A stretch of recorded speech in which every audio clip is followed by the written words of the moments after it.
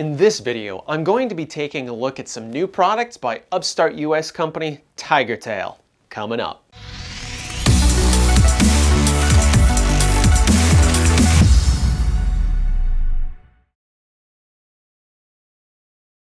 Ian here with Simpawtico Dog Training, and before we get into the review, please make sure you're subscribed so you never miss any of our videos. Also, make sure to follow us on all of the major social networks, and don't forget to check that YouTube description for notes, links, and resources about the stuff we talked about. Now, Tigertail is a US-based company specializing in simplified, streamlined designs of leashes and collars using new and innovative materials. They have a lifetime guarantee, and they donate 1% of their revenue to shelter and rescue dogs. As of this video, they're working mainly with a Minnesota-based rescue, Secondhand Hounds, and they have plans for more as the company scales. I personally love to see that full circle involvement in the community, and for us, that's a big part of how we choose which brands we like to work with. The company owners, Matt and Shane, cordially reached out and introduced themselves to us. They sent out a few products for us to try, no strings attached. Now, one quick thing. Simpawtico does not do sponsored videos. We only review and talk about products that we would use and recommend to our training students.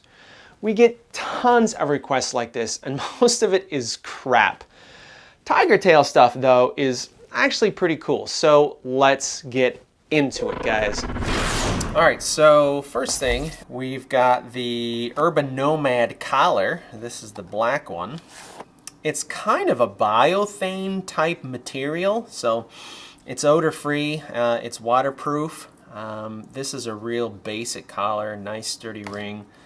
That is a stout plastic snap. Listen to this. I mean, that thing is heavy duty. I know the buckles are safer than snaps, but the sizing on buckle leashes is always kind of tough. Lately, I've been really into the snap leashes that use the metal snaps, kind of an aircraft design on those things, and then you get really accurate sizing, you know, with the tri-glide and the snap. This is a really heavy snap, though. Real basic but functional. This is the sky blue. Their stuff comes in a whole ton of colors, and so you can kind of see that big stout ring on it, big heavy duty. That tri-glide is heavy duty. Like, that's pretty nice. Good. Extra stitching there, I really like that.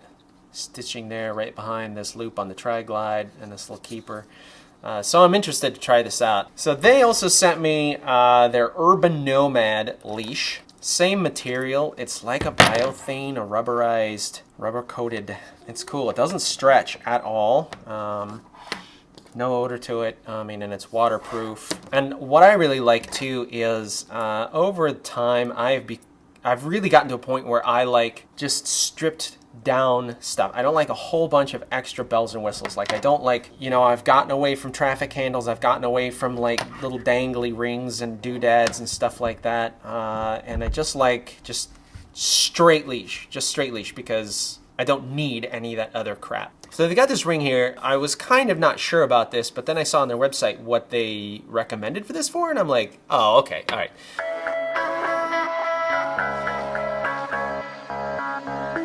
So then they also have these claw snaps. I have typically in the past avoided the claw snaps. I've always kind of preferred bolt snaps because I felt by and large bolt snaps were better quality. And I've had leashes where the claw snap fell apart. When we talked with Matt about this, he had actually seen our video where we talked about that and seen some of our stuff. And he said that their company has really done some research to try and track down a heavy-duty claw snap that stands up as well as a bolt snap does. And so we will see over time. And then they also sent me a blue Urban Nomad. So same deal here. Just a basic loop, some good stitching to back it up right here, just like on my leather leashes that I really like. And then I can do my basic hold and hold it like that. Come in and do my thumb lock or my finger lock.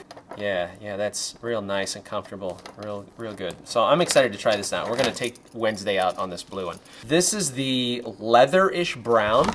So these are a veggie leather. They're not real leather, it's a synthetic leather. And so this thing is actually pretty beastly.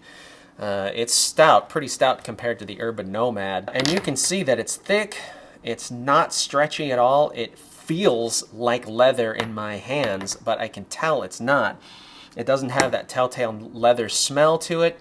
And this is touted as odor-free, dirt-resistant, waterproof. So I'm really interested to try this and see what it does for the long term. So this is the Wild Grip. And they sent me a black one, which I totally dig.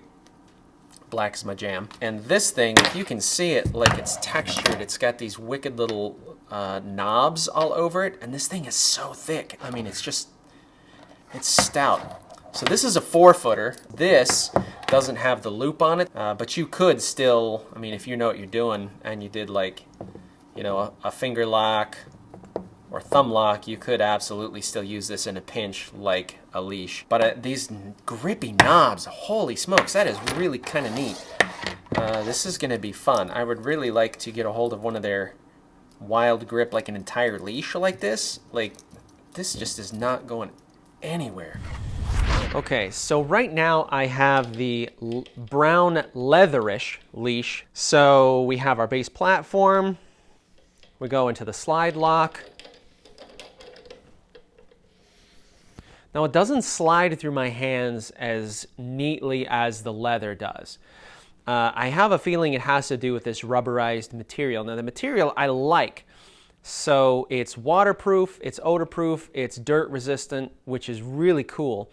And there's no stretch to this, even though it's a rubberized material, there's no stretch to this, which is great. I really like a static leash for 90% of the situations I work on, but it just doesn't slide as well through my hand. That's not a deal breaker for me right now because I can adapt to that just with the grip. But if we go from the slide lock to the thumb lock, to the finger lock, and then we try the baseball bat grip. Pretty good, okay. Sweeping finger lock. Okay. But one of the hallmarks is you notice that I like to be able to let go of the leash and have it still connected to me. That's going to be important later on with one of the other items that we're going to test. But so far, I like the leatherish. Aside from just getting used to the texture, like the feel and the action on it is pretty good. Like it locks up pretty good. Okay. So this is one of the Urban Nomad leashes that I got. When I first opened all the boxes, I was absolutely sure that the leatherish was going to be my game because it's the closest to my other leather leashes. But having played with these a little bit now, I'm almost kind of thinking that the Urban Nomad I like a little better. And here's why. So I can do my base platform. I can go into that thumb lock. I can undo into a slide lock. The action on the slide lock is really slick. Really slick. Like it works really nice. So I get some good dynamic control of length. I like that when we roll up into a thumb lock. It's nice and strong.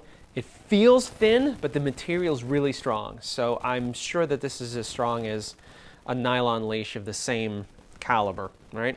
We can go into our finger lock. From here into the sweeping finger lock. We could go into the sweeping thumb lock. Got our baseball bat grip. So far, this is pretty cool. All right, this is the Wild Grip. Okay, here's a couple of things with this one. When I first opened this up, I absolutely fell in love with this knobby, grippy surface. I mean, it's tough. This leash is thick. The surface has just got grip for days. So if you come in off your anchor hand and you use your control hand with that overhand grip, I mean, it really feels nice. For me, the biggest problem is that there's no loop on the end and I can't stay connected to the leash. Now, if I take this and I loop it over my thumb and it goes across my palm and I go like this, technically I have a thumb lock. These little knobs create so much grip and friction on itself, like this ain't going anywhere. Like, it's solid. It's really good. That part is great. I could even do a finger lock with this, Great, solid. But that's it. Like, I'm locked into this position.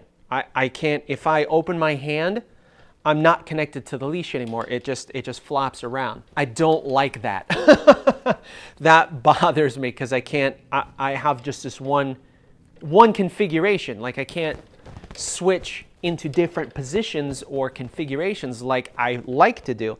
I'm kind of just stuck like this. I want the extra length. I want to be able to shorten it. I want to be able to move around and do all the different things. And even though I'm absolutely in love with this texture, I can't. There's just, I feel limited. So I emailed the company about what to do. Like this part, I wasn't sure. On the website, it says that this is a pass-through. And so you can actually fit the claw through the D-ring like that. Their intention was that you could use this to tether your dog to something like a light post or maybe a park bench leg or something like that. And that's cool, except in order to do that, like if this is connected to your dog and you're like, hey, I'm gonna run and get us some ice cream cones, you have to disconnect it from your dog to feed it in. Now my dogs, that's not a problem. I just go, hey, sit, stay, and they won't move. Most people in public would never ever dream of disconnecting their dog in order to do this. For some other leashes out there, like say the Easy Dog Vario 6, or at the shelter, I use my Bold Lead Designs 8-in-1 leash, or any of those British style 6-in-1s that I really, really like. You don't have to disconnect the dog to tether them to something, even yourself, right? It's got all the different D-rings and clips on both sides. You don't have to disconnect your dog in order to tether them. This you do, and I'm not sure about that. What would be a decent workaround for me on this? It would be, I would go like this. So this is this is a traffic handle that I had just as part of my gear. It's not something that I really ever use. It's just as a trainer over the years, I have wads of gear that are just sitting around. And so I have this short traffic lead. If I go like this, now I have a standard 6-foot leash with my loop so I can stay connected. And I can almost do all the stuff. I can go into a slide lock. I don't want to slide too much because of that texture, but it's okay, it's workable, all right? I can go into my thumb lock, my finger lock, my baseball bat grip. I can do the, like that. I mean, all the different moves, and I stay connected to my leash. The only problem is, you know, now we've got probably 3.5 inches that are technically unusable, and this is heavy. Right? I can feel this in the leash, like the action on it is a little bit different. That's not necessarily a deal breaker for me either. Even though I dig this texture so much, I just don't see myself like picking it up and making it one of my go-tos until, at least for me, there's some tweaks with the end pieces here.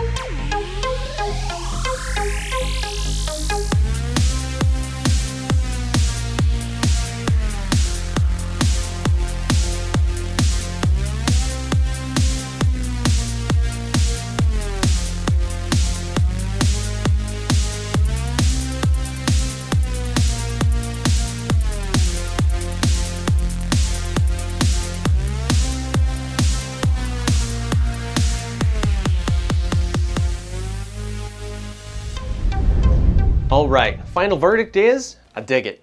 Their stuff is well made, they have a lifetime guarantee, and they're really cool people. For me, I'd say the Urban Nomad line is a winner, and Wednesday's gonna be rocking that setup for a while, I think. The leatherish leash probably won't replace my favorite leather leashes, but it's still a hell of a leash that I will keep on the wall. The Wild Grip has promise, but for me personally, it's not quite there yet to be part of my toolbox.